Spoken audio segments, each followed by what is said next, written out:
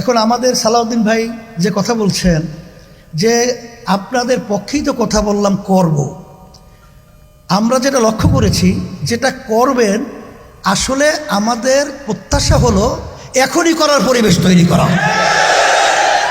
কর্ম শব্দটা আমাদের ভালো লাগে না, কারণ আমরা বিগত দিনে বহুত দেখেছি এই দেশের ভিতরে আজানের শব্দে বাচ্চাদের ঘুম ভেঙে যায়। বাংলাদেশের রাজধানী ঢাকাকে বলা হয় মসজিদের নগরী।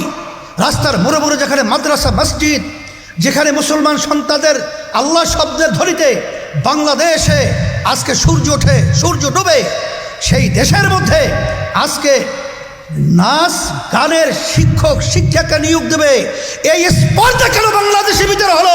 এটা আন্তর্জাতিক সরকারের কাছে আমরা জানতে চাই। এই জন্য পরিষ্কার বলছি যে এখন ওই সিদ্ধান্ত বাতিল করতে হবে এবং ধর্মীয় শিক্ষা প্রাথমিক শিক্ষা অঙ্গনে সেটা বাধ্যতামূলক এটা ব্যবস্থা করতে হবে। বিশেষ করে আমাদের কওমি মাদ্রাসাগুলো তাদেরকে অবহেলা করা হয়। তারাও তো বাংলাদেশে বড় একটা অংশ এই বাংলাদেশের মানুষ, কিন্তু তাদেরকে দেখা যায় যে এত ধর্মীয়ভাবে তারা সচ্ছল এবং সুন্দর হওয়ার পরেও তাদের কোথাও সরকারিভাবে মূল্যায়ন হয় না। এই জন্য আমি বলবো যে কওমি মাদ্রাসার শিক্ষা সেখানে যারা নাকি শিক্ষক রয়েছে ধর্মীয়, তাদেরকেও সেখানে গুরুত্ব সহকারে মূল্যায়ন করা, তাদেরকে নিয়োগের ব্যবস্থা করা। আর হ্যাঁ বলছি তো, গানের প্রজ্ঞাপন সহ এটা বাতিল ঘোষণা করতে হবে, আর সাথে সাথে ধর্মীয় শিক্ষক নিয়োগের ব্যবস্থা করতে হবে। আর আমার ভাই সালাউদ্দিন সাহেব যে কথা বলেছেন, অন্যান্য দায়িত্বশীলের কথা বলেছেন যে আমরা যেন ঐক্য থাকতে পারি। তো ঐক্য থাকার ব্যাপারে আলহামদুলিল্লাহ আমি আমাকে বলবো, সকলকে বলবো যে আমরা দেখছি ঐক্যমত্য কমিশন সহ এই দেশকে সুন্দর করার ব্যাপারে আলোচনা হয়েছে। সেখানে যে সিদ্ধান্তগুলো হয়েছে নোট অফ ডিসেন্ট অনেক জায়গায় রয়েছে, তবে সেটা পরে না, এখনই বাস্তবায়নের প্রক্রিয়া যদি করতে পারেন ঐক্যের একটা মানচিত্র তৈরি হবে, বক্তব্যের সাথে কাজও মিল হবে ইনশাআল্লাহ। আর সাথে সাথে আপনাদের সকলকে আমি ধন্যবাদ জানাচ্ছি।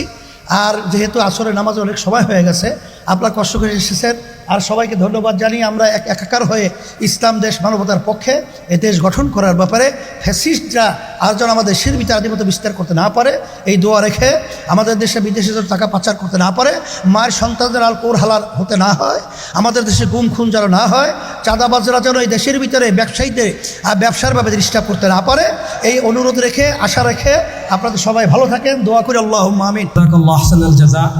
আমরা দেখতে পাচ্ছি আমাদের মাঝে উপস্থিত হয়েছেন ইসলামী আন্দোলন বাংলাদেশের মুহতারাম আমির মুফতি সৈয়দ মোহাম্মদ রেজাউল করিম পীর সাহেব চরমনাই হাফিজাহুল্লাহ। জাতীয় মূল্যবোধ সংরক্ষণ কমিটির পক্ষ থেকে ইসলামী আন্দোলনের মুহতারাম আমিরকে আমরা অভিনন্দন জানাচ্ছি। আমাদের মাঝে আরও উপস্থিত হয়েছেন খেলাফত মজলিসের সংগ্রামী মহাসচিব বর্ষিয়ান রাজনীতিবিদ ডক্টর আহমদ আব্দুল কাদের হাফিজাহুল্লাহ। আমাদের মাঝে উপস্থিত হয়েছেন ইসলামী আন্দোলন বাংলাদেশের সিনিয়র যুগ্ম মহাসচিব মৌলানা গাজী আতাউর রহমান হাফিজাহুল্লাহ। সকল নেতৃবৃন্দকে আমরা অভিনন্দন জানাচ্ছি।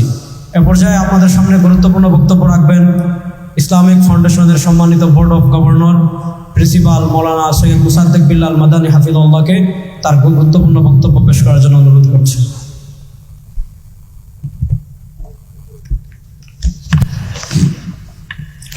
আসসালামু আলাইকুম ওয়া রাহমাতুল্লাহি ওয়া বারাকাতুহু। نحمده ونصلي على رسوله الكريم. أعوذ بالله من الشيطان الرجيم. بسم الله الرحمن الرحيم. إن الحكم إلا لله. وقال تعالى في آية آخر جاء الحق وزهق الباطل إن الباطل كان زهوقا. وقال تعالى في آية الذي نزل الله سبحانه وتعالى أول آية في القرآن الكريم اقرأ باسم ربك الذي خلق. صدق الله عليه وسلم. আজকের এই জাতীয় সেমিনার বিশেষ করে প্রাথমিক বিদ্যালয় ধর্মীয় শিক্ষক নিয়োগ ও ধর্মীয় মূল্যবোধ পরিবর্তে যাবতীয় সিদ্ধান্ত বাতিল, এই বিষয়ের উপরে আমাদের সিনিয়র সচিব ডক্টর কবির স্যার তিনি প্রবন্ধ উপস্থাপন করেছেন। তিনি অত্যন্ত সুন্দর এবং সংক্ষেপে এভাবে আলোচনা করেছেন। আমরা দ্বিতীয় বৃহত্তম মুসলিম দেশ, ওআইসি সদস্য 57টি দেশের মধ্যে আমরা দ্বিতীয় বৃহত্তম।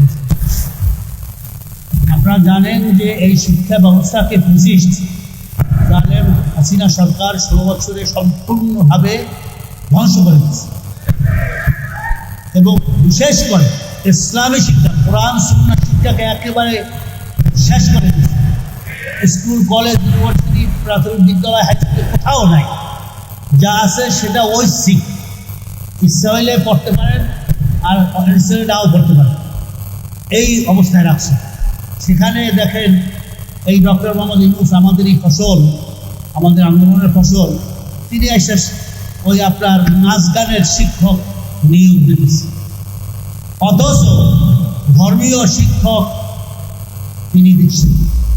এ ব্যাপারে আলোচনা করছি, বলে যে আমার পুরো ফ্যামিলি তো সব ইসলাম, আমার মা তাহাজ্জুদ পড়ে, আমার ভাইরা আলেম, ডক্টর ইউনূস সাহেব নিজে বলতেছে, তা আমিও তো ইসলাম পছন্দ, ঠিক আছে, কিন্তু আমরা মুখে দেখি কিন্তু বাস্তবে দেখি উল্টায়। এখানে নাচ গান আমাদের যে সংস্কৃতি, তাতে কোনো ছাত্রছাত্রী নাচ গান করে, কি বলেন, করে না। তারা ভোরবেলা কোরআন শরীফ পড়ে, আমার মা বোনরা ভোরবেলা কোরআন শরীফ পড়ে, নামাজ পড়ে। তাহলে প্রাথমিক শিক্ষায় যদি আপনার কোরআন এবং সুন্নাহর শিক্ষা না থাকে, যদি ইসলামী শিক্ষা না থাকে, তাহলে শিখবে কোত্থেকে? যে আগে মক্তব ছিল, মসজিদে মক্তব ছিল, সেখানে সবাই পড়ছে আলিফ বা তা সা, সেখানে প্রাথমিক শিক্ষা শিখছে, 40টা হাদিস মুখস্থ করছে, নামাজ কীভাবে পড়বে সবগুলো শিখছে, সেগুলো নাই। এই জন্য আজকাল দেখতেছি আমরা ইউনিভার্সিটি থেকে নাস্তিক বেরোইতেছে, মুসলমানের ছেলেরা নাস্তিক বেরোচ্ছে, মুসলমান তারা নামে মুসলমান, আব্দুল্লাহ সব ঠিক আছে, কিন্তু কাজ করতেছে ইসলাম বিরোধী নাস্তিকতাবাদ, হিন্দুত্ববাদ নিয়ে তারা কাজ করে। যার প্রমাণ আমাদের ফ্রি প্রাইমারিগুলোতে আপনি দেখেন হিন্দু শিক্ষক দ্বারা আমাদের ইসলামী শিক্ষা তারা দিচ্ছে। এমনকি মাদ্রাসা পর্যন্ত, দাখিল মাদ্রাসা আপনি দিচ্ছেন ওই ফরিদপুরের, সেখানে আপনার ওই সুপার দাখিল মাদ্রাসার সুপার এটা নিয়ে অনেক কিছু হয়েছে। এই পর্যায়ে প্রস্তুতি আসলে দিনকে ধ্বংস করা যায়। আমাদের কথা হচ্ছে দ্বিতীয় বৃহত্তম মুসলিম দেশ, 92% মুসলমানদের দেশে আমাদেরকে ধর্মীয় শিক্ষা, ইসলামী শিক্ষা বাধ্যতামূলক প্রি প্রাইমারি থেকে শুরু করে আমাদের ইউনিভার্সিটি পর্যন্ত দিতে হবে, এর কোনো বিকল্প নাই। কারণ আমরা মুসলমান, আমাদের এক কোরআন, এক আল্লাহ, এক রসুল, আমাদের এক জান্নাত, আমাদের ভাষা কোরআনী ভাষা, আরবি ভাষা। কবর থেকে শুরু হয়ে যাবে সেই আরবি ভাষার কথা বলা, মান রব্বুকা মান দীনুকা মান নবিয়ুকা, এখান থেকে শুরু হয়ে যাবে সওয়াল জবাবে। সেহেতু আমরা মুসলমান, এদের সেই কোরআনী শিক্ষাকে, রসুলের শিক্ষাকে বাধ্যতামূলক করতে হবে। আজকের এই সেমিনার থেকে এইটাই আমরা এক আওয়াজ এক করতে বলতে চাই। সংগ্রামী তাওহীদি জনতা, আজকাল আমাদের এই শিক্ষাকে যারা যত ষড়যন্ত্র করুক, পাশের যে ভারত ষড়যন্ত্র করতেছে, কিন্তু আমাদের মূল মন্ত্র হয়েছে ইসলাম এবং সুন্নাহ, কোরআন সুন্নাহ। এইটা যদি না ধারণ করি, এই দেশ স্বাধীন থাকবে না, ওই ভারত আমাদেরকে নিয়ে ফেলবে, তার মতবাদ সে চাপাই দেবে।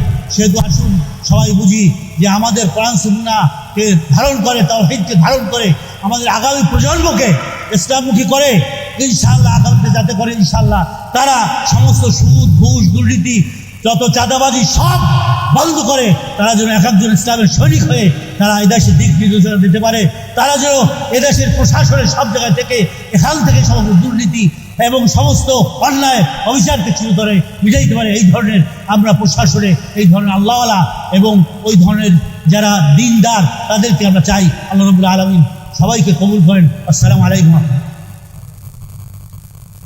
জাযাকাল্লাহু আহসানাল জাযা।